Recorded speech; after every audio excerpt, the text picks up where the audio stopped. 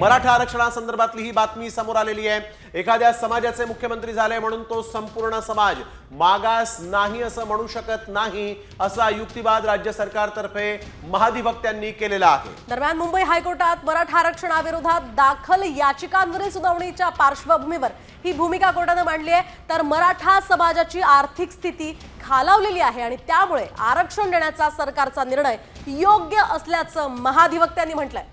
तर एखाद्या समाजाचा मुख्यमंत्री आहे त्यामुळे त्या समाजाची आर्थिक स्थिती खालावलेली नाही असं म्हणू शकत नाही, असं देखील यावेळेस महाधिवक्त्यांनी निदर्शनास आणून दिलेलं आहे। आपल्याला माहिती आहे की महाराष्ट्र राज्याचे मुख्यमंत्री एकनाथ शिंदे आहेत आणि त्यामुळे मराठा मुख्यमंत्री असताना समाजाची स्थिती कशी खालावली जाऊ शकते, असा एक मागास कसा असू शकतो, असा एक युक्तिवाद झाला होता। त्यावर आता कोर्टाचं हे महत्त्वाचं निरीक्षण, काळानुरूप मराठा समाज मागे राहिला असा देखील युक्तिवाद करण्यात आलेला आहे। यासोबतच मराठा समाजाची आर्थिक स्थिती खालावलेली असल्याचं महाधिवक्त्यांनी म्हटलंय।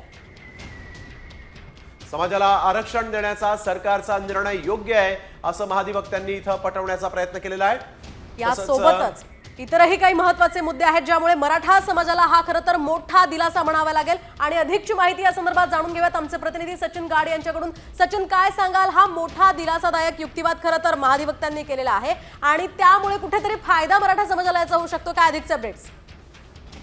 नक्कीच आपण बघतोय कुठे ना कुठे राज्य सरकारने मराठा समाजाची बाजू जी आहे ती जे उचलून धरलेली आहे। राज्य सरकारने युक्तिवादात असं स्पष्ट केलेलं आहे की जरी अनेक मराठा मुख्यमंत्री हे राज्याला मिळाले असले तरी त्याचा अर्थ संपूर्ण समाज सुधारलेला आहे असं म्हणता येणार नाही। त्याप्रमाणे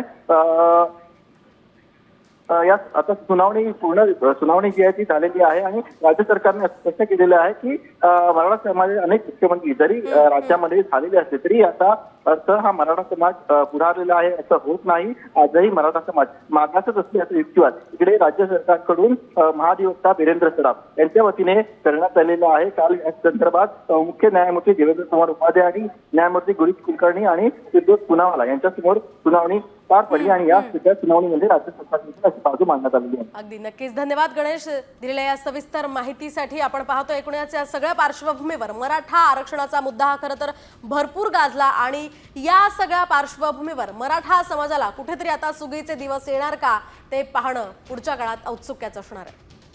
तर आणखी एक महत्त्वाची बातमी यावेळेस समोर येते।